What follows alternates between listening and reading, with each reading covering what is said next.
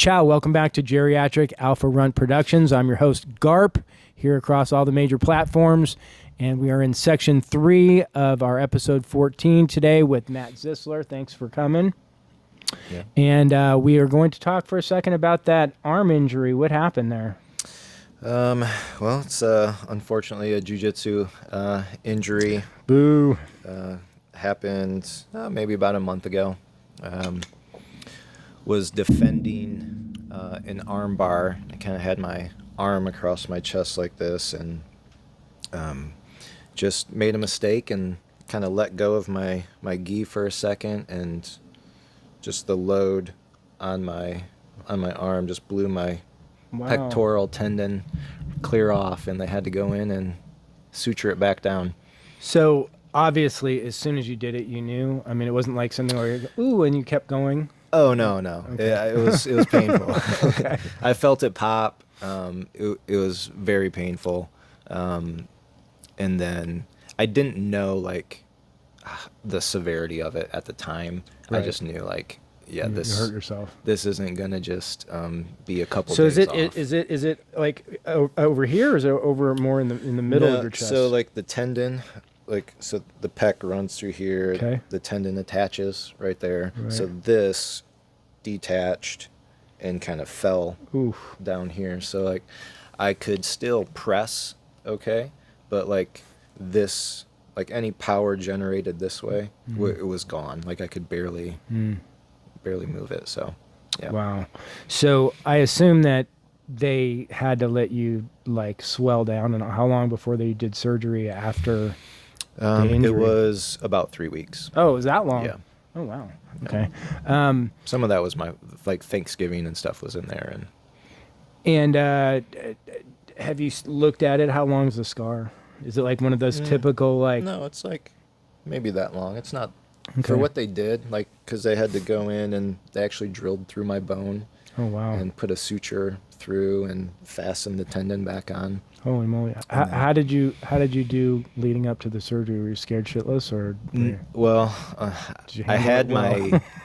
2 years ago. I had my knee scoped. Okay. And so I was same surgery center, same doctor, and so I had some familiarity there. Okay. Unfortunately, but no, I felt okay going into it. Man. Yeah. But I mean, it's and you have to be anxious. you have to be brave for all those boys. Yeah, it's always a little. Tell anxious, them how right? bad you're scared. Oh, I'm almost not even like talking about it because I know someday I'm gonna have to like do something like that. I'm such a pussy when it comes to going to the hospital or getting some blood drawn or anything. I'm just such a baby. No, Oh I'll my pass out if I God. get my blood drawn. Like I've got to lay down. They have to have like the little candies for me. Dude, I swear this is a true story. As a kid, now my sisters and I were really close in age. And I remember being at a doctor office with my sisters and having the doctor come in, and he was hiding the shot behind his back, and my mom was holding my sister, and the doctor was like trying to get her arm, and he was holding it. And so when he like was doing this, I could clearly see he was holding a needle behind his back. Right. And then at some point, like between him and my mom, they got her in the arm. She's like, ah, like doing that, you know? And it imprinted on me. And dude, to this day, like I mean, I don't want anything to do with doctors, never mind a needle. So my mom, she's the only one who probably watches all these things. Shame on you for that one. She knows that one, though, because we talk about that all the time. It's just crazy, though, that the doctor didn't do a better job of, because that really, again, the word trauma, it's like, that traumatized me. But, I think it really created a lifelong fear of needles and doctors and stuff like that. So anyway, so what's the follow-up now? I mean, are there sutures in there still? Well, so they just took like the suture out of my skin, right? Okay, yeah. I don't want to. I'd assume they'd have to remove, yeah. Yeah, they just pulled that out yesterday. Oh, wow. And it had been in there for like 3 weeks, you said? It's 2 weeks. Like internally, that's going to stay. Right. And it's going to take about 6 weeks for the tendon to like reattach and grow Wow. back to the bone. So I've got 4 more weeks in my sling. Wow. Yeah, and then it's physical therapy after that for a few months. And do they got you on like any sort of like painkillers and stuff?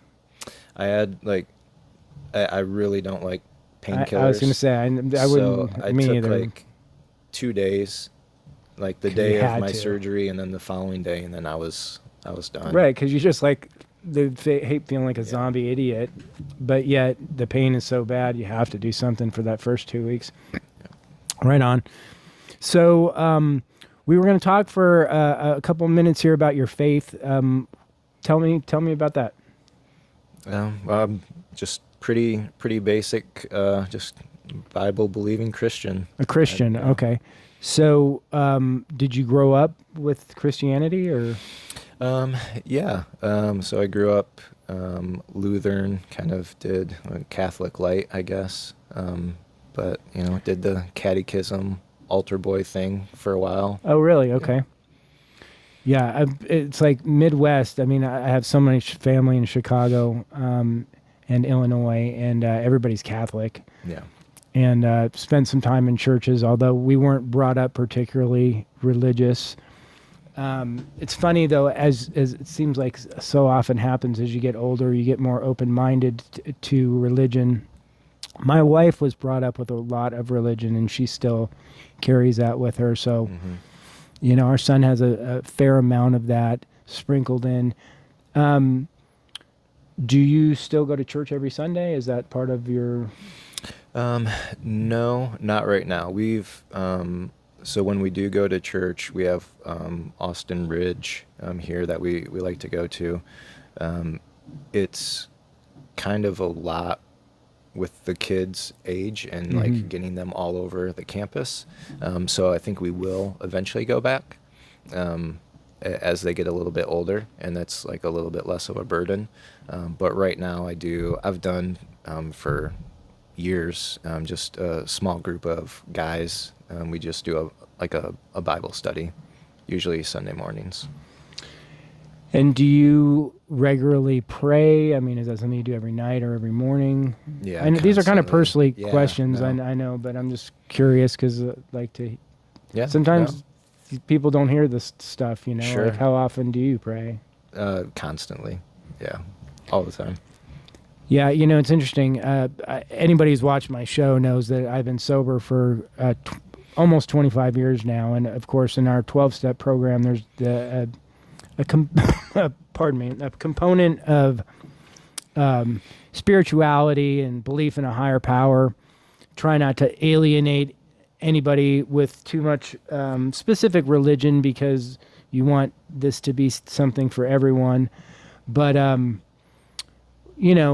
without a doubt, over the last 25 years, just even the word God is something that has been much easier for me to verbalize, because it's just like saying alcoholic. Like, I'm an alcoholic. That's easy for me to say now that I've been sober for 25 years. 24 years ago, that didn't quite roll off the tongue that easily. Sure. So I think like a lot of things, getting spiritual or having a relationship with God, it takes work. I know people don't want to hear that, Yeah. but it takes work. I know that I pray every night. I find that praying is kind of a privacy thing. So I don't go out of my way to show my wife or my son that I'm doing. It's more like a personal thing that I do, like it's a ritual when I go to sleep, so to speak.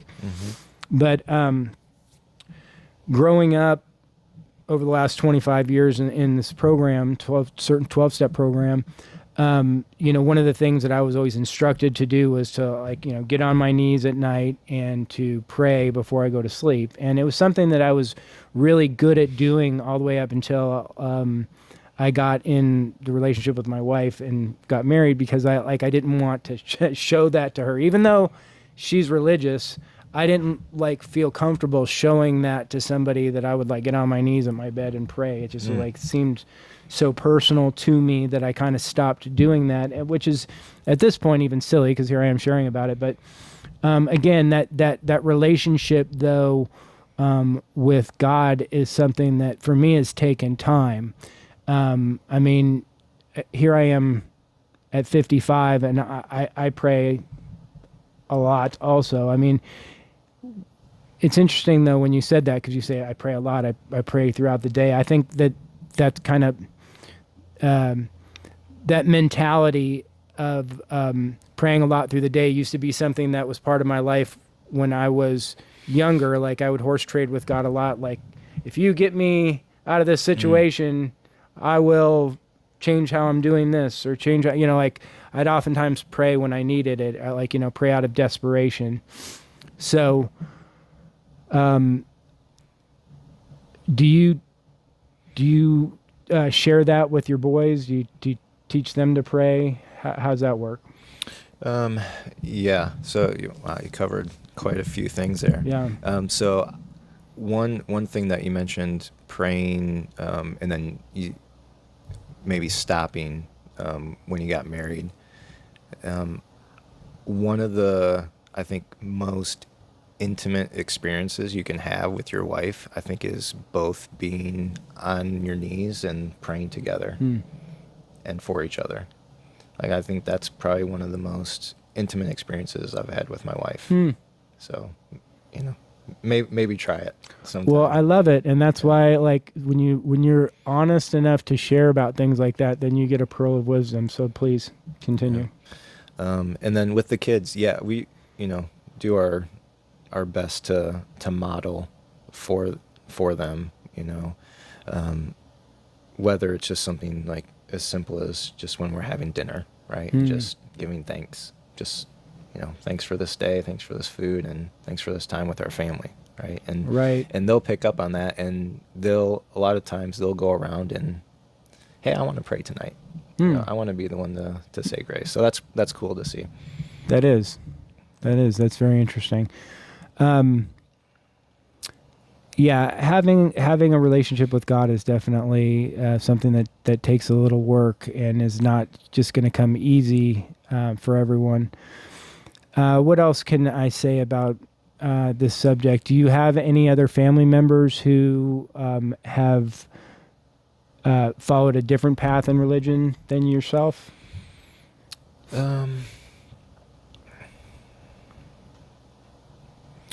No, I mean, it probably looks different, but no, I think we've all kind of been in the same kind of same thought. There's just so many religions that it's hard for me to understand the differences. I know that if somebody's Lutheran, then that maybe is different than if somebody is a Christian and so on. Do you find that religion can be divisive? Like, for instance, I mean,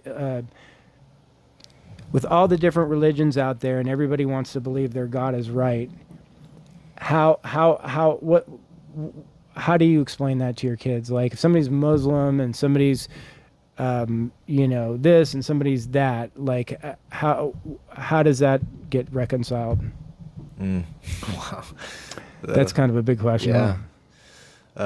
So I guess starting, is religion divisive? Probably the most divisive thing, right, in the world, right, is religion. I can't think of anything more divisive. People will war over it, that's for sure. How do you reconcile, like, other religions? Man, I think that's like a long conversation. But I don't know, I feel like that, and I'm sure everyone feels like they've chosen the right one, right? Like the true one. And it's just, answering specific questions, I think, as they come up, and addressing those. Yeah, it's interesting because Tony said to me one day that one of his friends had mentioned to him that, that specifically about Allah and this and that or whatever. And the way in which the question was brought to me, my first reaction was to say, oh, no, listen to that. But I had to remember I'm talking to a 10-year-old and I want to be dignified about my response. And, I think that's the whole thing is like, you want to respect everybody and you want to allow everybody to have their own opinions and do their own thing and just have respect for everyone. And that's I think the problem is that, not everybody can respect what other people's differences are. And that's a big problem that we're having right now in the United States is just the miscommunication of everyone. Mm-hmm. We'll leave that for another subject. But as far as just winding up this subject, then is there anything that is most important to you about just the subject of religion or your relationship with God? Is there like any sort of a thing that you would want to pass along, a message or anything that's important to you? I mean, I think it just comes down to, I have a lot to be forgiven for, and I'm just glad that there is, a Savior that came and did the things for me that I couldn't do for myself. I love that. That's very, very poignant because definitely can relate to that. And it seems like a lot of times in our relationship with God, we talk about the things that we want. And, I'm always reminded in my program that like you're supposed to be praying for God's will for us, not what you want or the things that you desire. And that's a really important thing. And again, just because of the fact that I obviously got sober 25 years ago because I had to change because of the stuff that I was putting myself through with alcohol and drugs. So, when you talk in terms of being forgiven or the things that we have done wrong, I mean, it's like, man, I feel so grateful and so fortunate to be 55 with a career and a family. Mm-hmm. Because at 30 years old, I was failing, you know what I mean? And I could see that. And I had a lot of excuses, but it's just like so many things in life, the hard decisions, the hard work. There's no substitute for good decisions and hard work. So, all right. Well, I appreciate that knowledge today. I guess we can kind of wrap it up on our third section here. We talked about some good things. If you've liked the conversation, please subscribe and share. Thanks so much.